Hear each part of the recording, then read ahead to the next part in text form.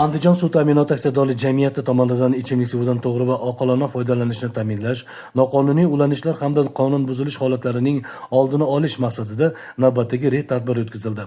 Nazorat tadbirlari davomida 10 dan ortiq obyektda amaldagi qonunchilik talablariga zid holatlar aniqlanib, ular yuzasidan belgilangan tartibda tegishli choralar ko'rish ishlari boshlandi. Reyd davomida ichimlik suvi tarmog'iga noqonuniy ulanib olish, mavjud qarzdorliklarni o'z vaqtida so'ndirmaslik, shuningdek hech qanday ruxsat beruvchi hujjatlarsiz ichimlik suvidan foydalanish holatlari aniqlandi.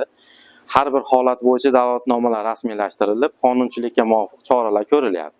Bu kabi nazorat tadbirlari suv resurslaridan qonuniy va maqsadli foydalanishni ta'minlashda muhim ahamiyatga ega hisoblanadi. Bunday reyd tadbirlari ichimlik suvi resurslarining asossiz sarflanishining oldini olish, iste'molchilar o'rtasida to'lov intizomini mustahkamlash hamda barcha aholini sifatli va barqaror ichimlik suvi bilan ta'minlashga xizmat qiladi.